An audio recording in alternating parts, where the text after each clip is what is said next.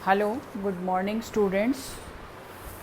यह इकोनॉमिक्स की BA part 3 की क्लास है, जिसमें हम इकोनॉमिक्स का फर्स्ट पेपर कर रहे हैं। उसकी सेकंड यूनिट पिछले कुछ वीडियोस में आपने देखा होगा, हमने स्टार्ट कर लिए, कुछ टॉपिक्स कर लिए हैं। इस पेपर यूनिट का नाम है इकोनॉमिक ग्रोथ एंड डेवलपमेंट, आर्थिक वृद्धि एवं विकास। आप आर्थिक वृद्धि एवं विकास की अवधारणा को स्पष्ट रूप से समझ चुके होंगे। आज हम इसमें एक नया टॉपिक शुरू करने जा रहे हैं, लुईस का असीमित श्रम पूर्ति का सिद्धांत, Lewis theory of unlimited supply of labour. इस पर एग्ज़ाम में फुल क्वेश्चन आ सकता है, ये बहुत इम्पॉर्टेंट है। Professor W.A. लुईस ने 1954 में प्रकाशित अपने प्रसिद्ध लेख में श्रम की असीमित पूर्ति से आर्थिक विकास के मॉडल को प्रस्तुत किया। वेस्ट इंडीज में 1915 में जन्मे लुईस एक अत्यंत प्रतिभाशाली अश्वेत विद्वान थे।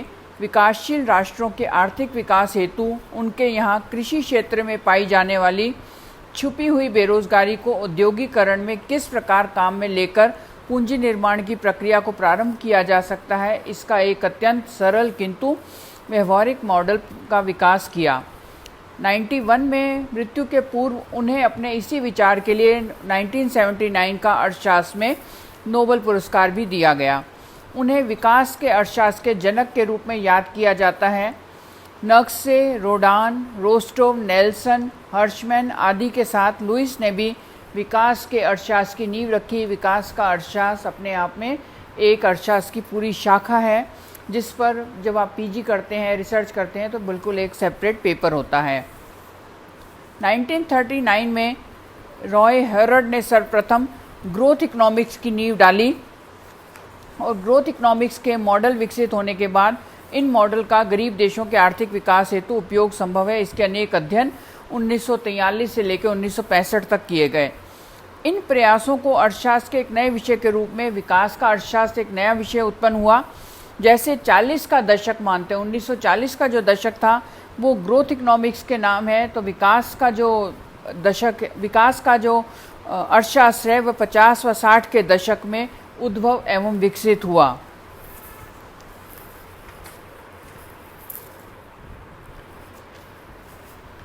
प्रोफेसर लुईस ने श्रम के असीमित पूर्ति से आर्थिक विकास का एक अत्यंत ही व्यवस्थित सिद्धांत प्रस्तुत किया। उन्होंने अल्प विकसित देशों, विशेषकर जन आधिक्य वाले देशों की आर्थिक विकास की समस्या को सुलझाने के लिए क्लासिकल मॉडल का प्रयोग किया था। इसके अतिरिक्त इन देशों की विशेषता होती है कि इन देशों में वैकल्पिक रोजगार की अवसरों का अभाव होता है, जिस कारण कृषि ही रोजगार देने का प्राथमिक स्रोत होती है, तथा बाजार में अपूर्णताएं होती हैं, जिससे पूर्ण प्रतियोगिता की स्थिति इन देशों में लागू नहीं होती है।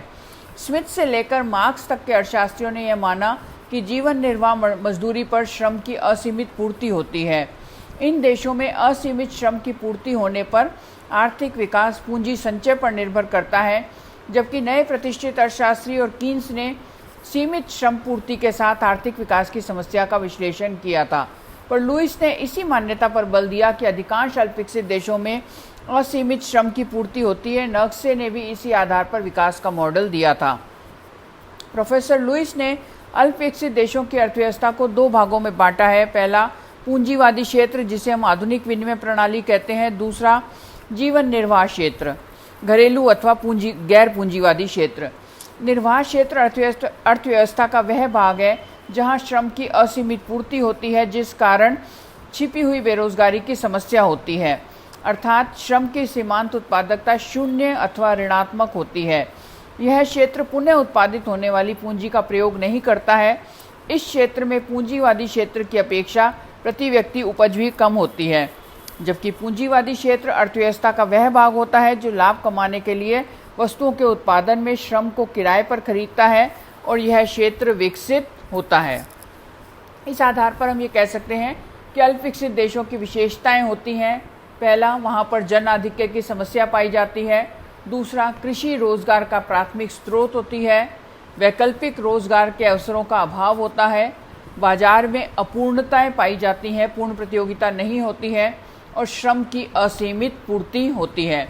अनेक अर्थशास्त्रियों ने यह तर्क दिया कि ऐसी अर्थव्यवस्था जहां आर्थिक विकास का स्तर बहुत कम है या जिनमें बहुत ऊंची जनसंख्या वृद्धि दर पाई जाती है, ऐसी अर्थव्यवस्थाओं में श्रम का सीमांत उत्पादन शून्य या ऋणात्मक ही पाया जाता है।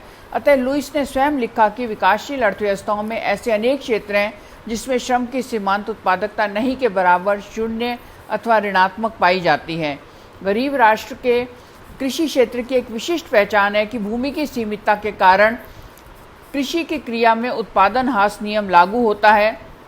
यदि जनसंख्या की वृद्धि दर बहुत अधिक हो रही है तो श्रमिकों को भूमि पर काम करने के अलावा अन्य कोई रोजगार के अवसर नहीं मिलते हैं। तब एक सीमा के बाद भूमि और अधिक श्रमिकों का पेट नहीं भर सकती, तब निर्वर्तमान श्रमिकों के काम के घंटों में भारी कटौती करनी पड़ेगी। प्रोफेसर लुईस अपने सिद्धांत को इस प्रकार बताते हैं कि कृषि की एक विशेषता है कि इससे हासमान प्रतिफल मिलते हैं, क्योंकि भूमि की मात्रा सीमित होती है जबकि श्रम की असीमित पूर्ति होती है।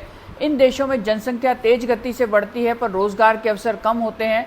अतः अर्थव्यवस्था एक ऐसे स्तर पर पहुंच जाती है जहां उपलब्ध भूमि सभी को उत्पादक रोजगार प्रदान नहीं कर सकती। इसे हम एक चित्र के द्वारा भी समझा सकते हैं। इस चित्र में आप देख सकते हैं कि एक्स अक्ष के ऊपर हमने श्रम की इकाइयां ली हैं और भूमि की मात्रा को स्थिर माना है, और वाई अक्ष पर भूमि श्रम का सीमांत उत्पादन को मापा है। इस चित्र से यह स्पष्ट होता है कि ओ एक्स जो श्रम की मात्रा है उस पर सीमांत उत्पादकता श्रम की अधिकतम होती है। इसके पश्चात श्रम की इकाइयां बढ़ने पर यह कम होने लगती है। जीवन निर्वाह मजदूरी ओ डब्ल्यू पर श्रम की मात्रा ओ एक्स 1 होती है। इसके पश्चात भी यदि श्रम को बढ़ाया जाता है वह ओ एक्स 1 हो जाता है, ओ एक्स 2 हो जाता है, तो श्रम की उत्पादकता 0 और उसके बाद ऋणात्मक भी हो जाती है। जो जीवन निर्वाह मजदूरी होती है वहाँ OX1 श्रम की सीमांत उत्पादकता मजदूरी के बराबर होती है, लेकिन इसके बाद जो भी श्रम को रोजगार दिया जाता है वह अनुत्पादक हो जाता है। यह स्थिति जीवन निर्वाह क्षेत्र की होती है। अतः कृषि में सीमांत उत्पादकता शून्य ना हो, इसके 3 उपाय हैं। पहला, यदि उत्पादकता में जनसंख्या वृद्धि दर से अधिक वृद्धि हो जाए, इसके लिए कृषि श्रम को उद्योगों में रोजगार देना चाहिए। दूसरा, कृषि में तकनीकी विकास हो जो श्रम की सीमांत उत्पादकता में वृद्धि कर दे। तीसरा, पूंजी संचय प्रत्यक्ष रूप से उत्पादकता बढ़ाकर विकास में सहायक हो सकता है। अतः लुईस ने यह निष्कर्ष निकाला कि चालू मजदूरी पर निर्वाह क्षेत्र से श्रमिकों को निकालकर नए उद्योग स्थापित किए जा सकते हैं। वर्तमान उद्योगों का विस्तार किया जा सकता है।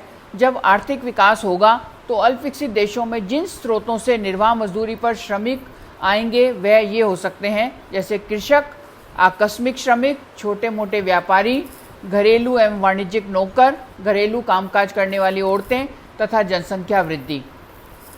अल्पविकसित देशों में अप्रशिक्षित श्रम की पूर्ति होती है, परंतु पूंजीवादी क्षेत्र को अपने विस्तार के लिए प्रशिक्षित श्रम की आवश्यकता होती है। इस प्रकार के श्रम की पूर्ति को असीमित नहीं माना जा सकता। अतः कुशल श्रम का अभाव भी आर्थिक विकास के मार्ग में बाधक हो सकता है। परंतु इस संबंध में लुईस का तर्क है कि कुशल श्रम एक आंशिक व अस्थायी बाधा है। यदि आर्थिक विकास के साथ साथ पूंजी उपलब्ध होती है तो पूंजीपति व सरकार बहुत जल्दी प्रशिक्षण की सुविधाएं दे सकते हैं। जैसा कि आपने देखा होगा, विकास के लिए आजकल हमारी जो सरकारें होती हैं युवा वर्ग में स्किल डेवलपमेंट पर काफ़ी योजनाएं चलाती हैं, उन्हें स्कॉलरशिप देती हैं और उन पर पैसा खर्च करती हैं। पूंजीवादी क्षेत्र का विकास करना चाहिए। इस क्षेत्र में रोजगार में वृद्धि होनी चाहिए और इसके लिए मांग बढ़नी चाहिए। यदि उपभोक्ता की रुचि बढ़ जाए, सरकार की मांग बढ़ जाए अथवा अंतर्राष्ट्रीय बाजार में मांग बढ़ जाए तो विकास प्रारंभ हो सकता है।